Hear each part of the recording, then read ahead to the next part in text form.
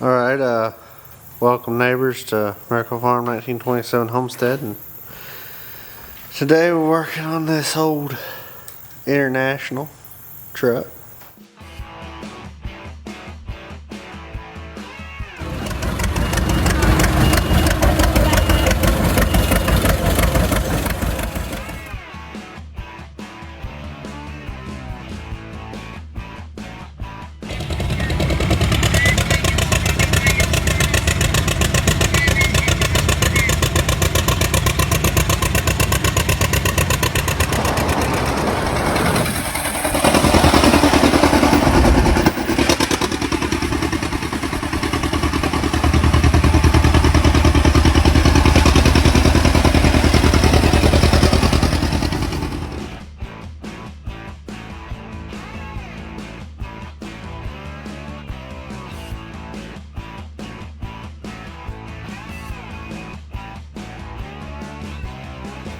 It's an old kind of logging truck, I guess.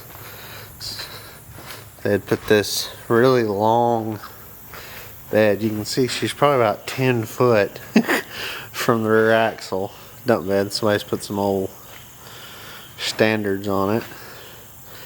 But anyway, this truck's been sitting quite a few years, and when it was run, it was kind of run in disrepair, so we've been kind of working on it. We've changed all the fluids, checked the rear end, greased the drive line, checked the transmission, done all that stuff, changed all the filters. Anyway, it's a really nice truck. You can see this is a fiberglass hood, and there's not a, I think the only crack I found in the whole hood, it's like right there. It's the only, it's not that bad, it's just where somebody sat it on something, and all the plastics are good. Besides this one little fender right here. It's the only thing, but anyway, this thing is a really nice truck. Needs a bumper. So you can see it's a little, but anyway, it's really pretty nice interior. It's got a I'm not sure what transmission it is, but it's a 5-speed transmission, and it's got a 2-speed Spicer rear end, and then a Chelsea, wherever that is, PTO lift system on it. It's really nice. It works really good. It's got pressure down. You can push it in. You got pressure down. Since the bed's not too heavy, you kind of need that. But anyway, it's a pretty nice old truck. It's only got like 140,000 on it. But dealing with the engine, it has a big powerhouse 7.3 IDI. And anyway, it's got a 7.3 IDI non-turbo motor. So not a whole lot of power, but it's a pretty decent motor. It'll run a long time, especially if we keep it serviced. This person just bought this truck, so she always keeps stuff nice and serviced, or has us service it, so I know this truck will stay in good condition. We've greased everything that I could see. So the problem is the original owner of this truck has been ethering this thing for years, and they've never cranked when it's just a little bit cold. Like a day like today, it's like probably 80 degrees. It won't crank. It didn't crank just straight off the bat, and the glow plugs aren't working. So that's your glow plug solenoid. So we're going to try to replace that today, and see if it helps it crank. it's a good running engine. Put fuel filter, like I said, I put all the filters, put a new alternator on it because it wasn't charging. It's a GM alternator. Anyway, I'm gonna replace that little solenoid right there, and if that doesn't fix it, we'll have to go deeper and see if something else fixes it. All right, we're getting power to the what I call the S, which would be start on a regular starter solenoid, and it's getting power to it. But here's the post leaving. Here's the big post on this side. It's got power on it, and here is the activator wire coming from the switch, and it's got power. So we've got nothing coming. So I'm saying I'm leaning on a bad solenoid. So that's what we're going to change now. We'll try that now. All right, we're putting the new solenoid on. Gotta get all these little wires started. It's got about 6 wires on it.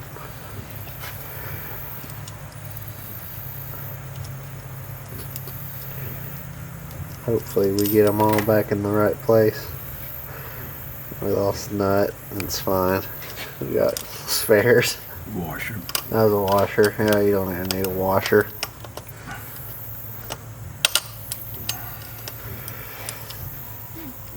Anyway, we're hoping this works. It just isn't sending any power. We can jump it. How we got it to crank, we jumped it with a pair of jumper cables straight to the post on that's coming off the solenoid, and it will send power to the glow plugs, and it will fire right up after we do that. So, and we know the solenoid is getting power to it, but we don't know if it's that control box. And I think the whole control box and everything is like $100, and so we didn't know if that's the problem yet. So we're just trying the solenoid, and if the solenoid don't fix it, we'll just go ahead and get a control box. But it should be getting power. Alright, we're going to see if it works now. We're going to watch our amp gauge. And it didn't move. So I don't think that was the problem. Alright, back to the drawing board. Alright, well, we put the new solenoid and it didn't work. And we took the old one and we hooked it up to a battery and it wouldn't work either. But the new solenoid's working, but we figured that's not supposed to be like that. So this thing's been on fire or something to cause it to do that.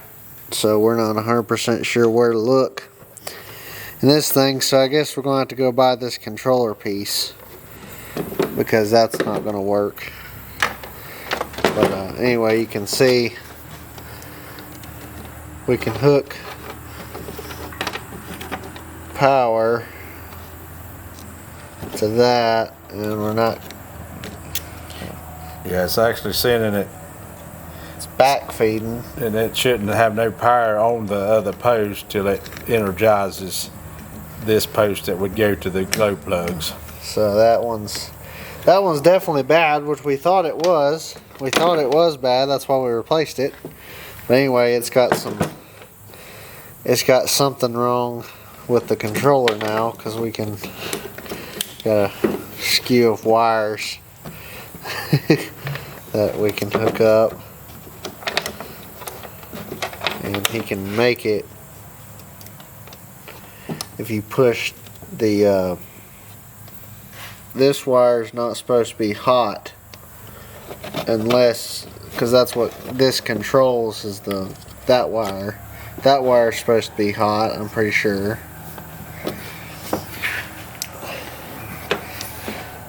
So anyway, we'll Test light's broken. Yeah, test light's broken.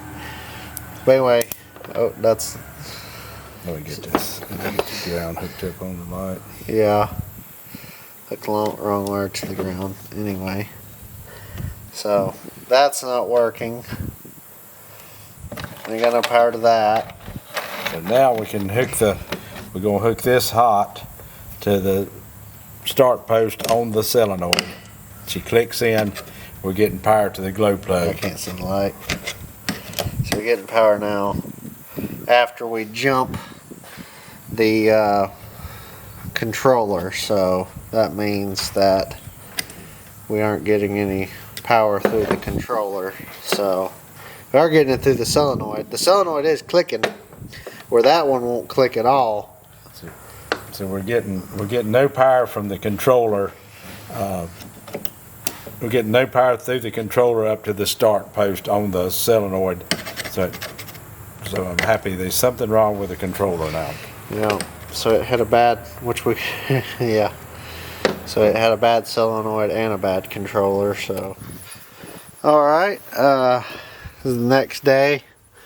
We went and we got a new controller box.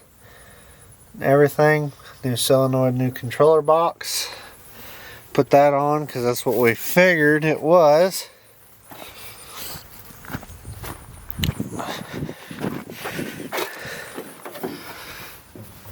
See if it works now. And neutral. All right.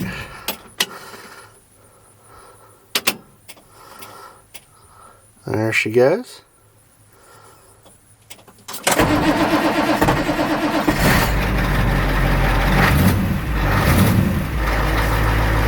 Fired right up.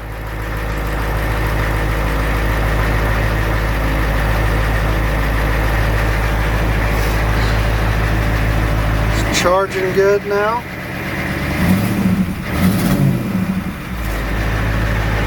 Got good old pressure, but it is cold. When it warms up, it gets a little bit less than that. So hopefully the person doesn't have to ether it anymore. That's nice. It is kind of a chilly morning. It's heated up a little bit, but I think that is pretty good for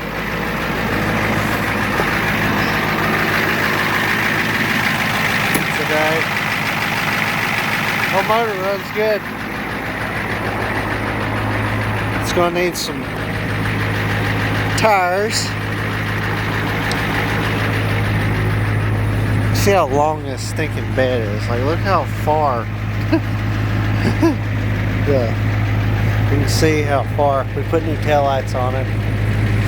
How long this stinking bed is. I bet it's 20 feet long.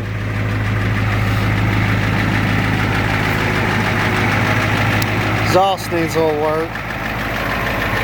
Kind of see right through it. That needs a little work. It's fine. Alright. Thing purrs like a kitten. Just had to get it cranking good.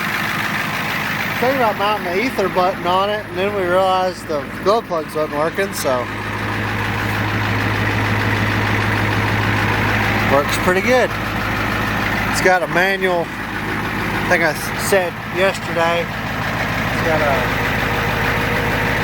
PTO operated pump, which is what you want on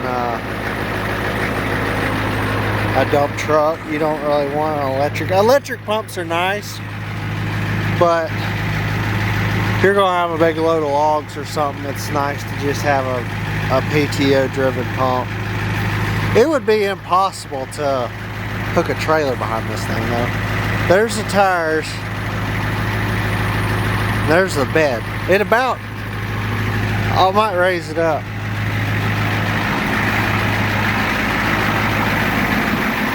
I'm going to raise the dump up and see how show how high it goes.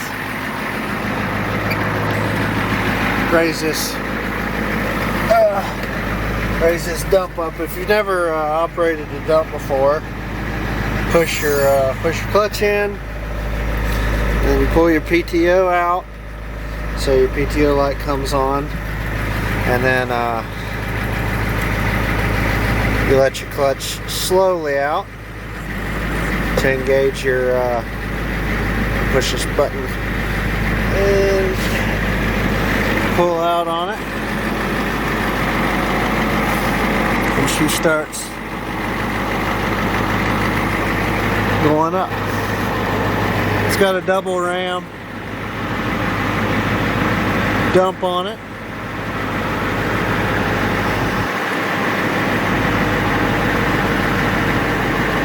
Don't give it no throttle unless you have to. When it gets back to the top, put it back to neutral. Anyway, here's how long this stinking bed is. She's touching the ground. I can walk. I've heard of people having long beds like this and they put a winch on them and they'll winch tractors up on them, haul tractors places. I don't think I'd want to do that. That is a little too steep for me. That's a little brave. That's a little brave for me. I don't think I'd like to do that. You might run all the oil away from your rods. But she definitely dumps, that's for sure.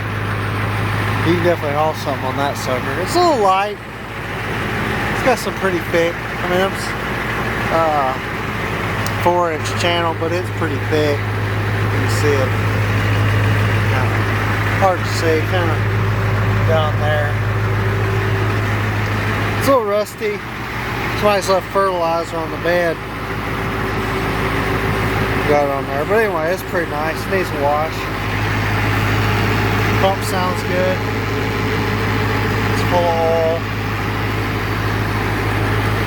Frame's in good shape. It's pretty well double wall on top. So anyway, that's the old international truck. I'll show you how to put the bed down too. So this one's got a power down too, so you push it in and it actually pumps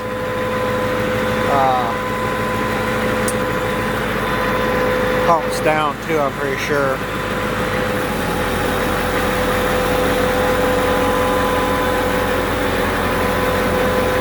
High, it'll just kicked off.